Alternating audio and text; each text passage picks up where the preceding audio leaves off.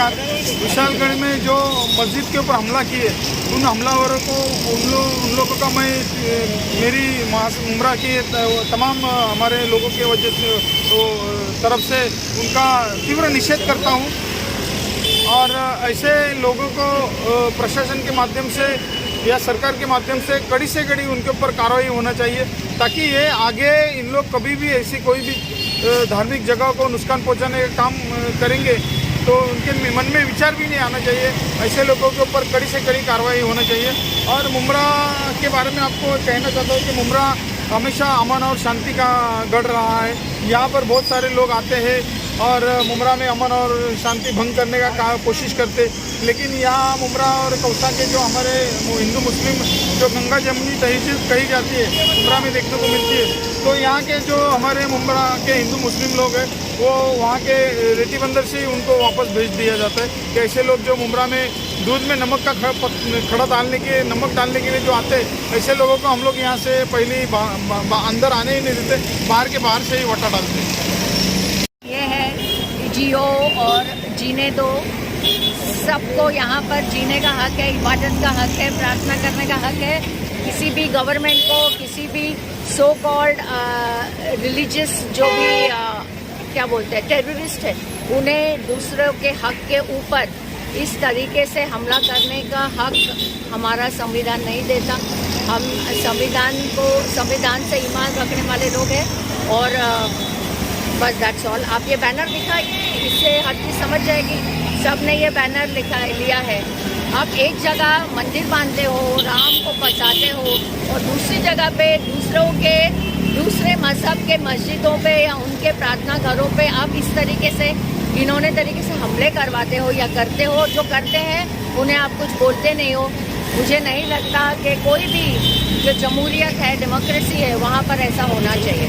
Madam, जिस तरीके से इस हिंसक वायलेंस में लोगों के घर के सोना चांदी तोड़े गए, बच्चों को मारा गया, औरतों को मारा गया, बूढ़ों को मारा गया, क्या इस वायलेंस के माध्यम से प्री प्लान ऐसा लगता है आपको? सॉरी, प्री प्लान लगता है? एक बार किसी के दिमाग पे अगर जुनून सवार होना तो उसे किसी प्लानिंग की वगैरह ज़रूरत नहीं होती। वो इंसान एकदम अंधा हो जाता है नफरत से।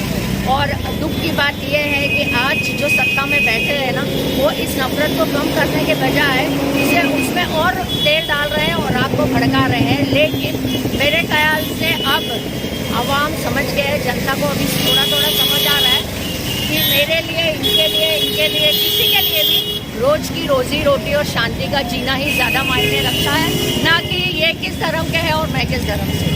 राज्य सरकार को किस तरीके से कार्रवाई करनी चाहिए? क्या कुछ मांग है आपकी? राज्य सरकार है, उनको लोगों ने चुन के दिया है, वो क्या कार्रवाई करे ये बोलने वाली मैं कौन हूँ? सबसे पहले मैं आपको करेक्ट करना चाहता हूँ कि ये जो ह्यूमन चेन बनी है, ये शिवरी नगर से लेके मुमरा स्टेशन तक की बनी है। ये ह्यूमन चेन ने इस वक्त महाराष्ट्र सरकार को जिस तरीके से हाईकोर्ट ने लताड़ा है, इस बात को सच साबित करते हुए बताया है कि महाराष्ट्र सरकार से एक बहुत बड़ी गलती हुई। हाईकोर्ट ने ये कहा है कि बारिश के दौरान किसी भी तरीके की घर तोड़ने की आपको ऐसी क्या जरूरत आ गई? जब आपको 15 दिन पहले से मालूम था कि यहाँ के हालात खराब होने वाले, तो आपने वहाँ पर बराबर से सुव्यवस्था क्यों नहीं कायम करी?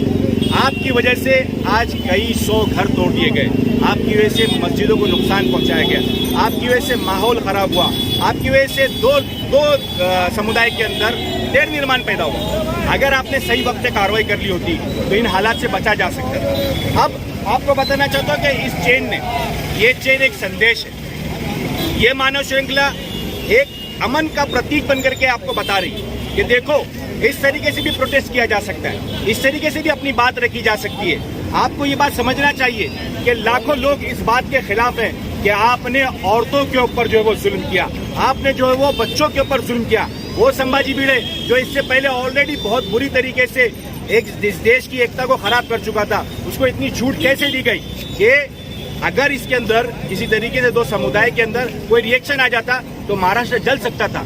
ऐसे वक्त के अंदर जब सब लोग एकता और अखंडता के साथ साथ में रहना चाहते हैं, लोग मोहब्बत की बात करना चाहते हैं, लोग रोजगार की बात करना चाहते हैं, लोग अपने देश को आगे बढ़ाना चाहते हैं, आप इस तरीके की गंदी राजनीति को आपने क्यों जगह दी? तो आज ये संदेश है सभी का। आप देखो, ये बच्चे भी यहाँ पर है, ये औरतें भी यहाँ पर है, नौजवान भी यहाँ पर है, बूढ़े भी यहाँ पर है।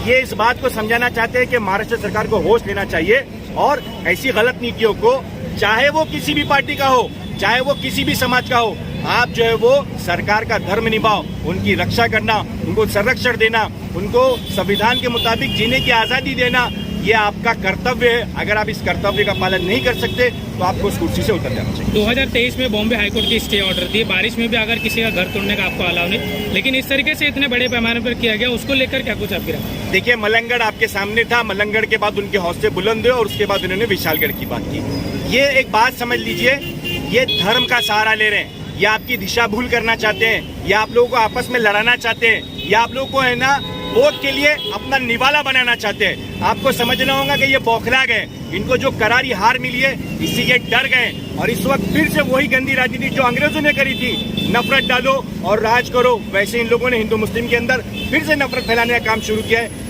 ये हर किसी को समझना होगा और इसके खिलाफ आवाज उठानी होगी। सभी जो बच्चे जो सोशल मीडिया के ऊपर है, उनको इस बात को समझना होगा कि सच्चाई को फैलाना है और बुराई को रोकना है।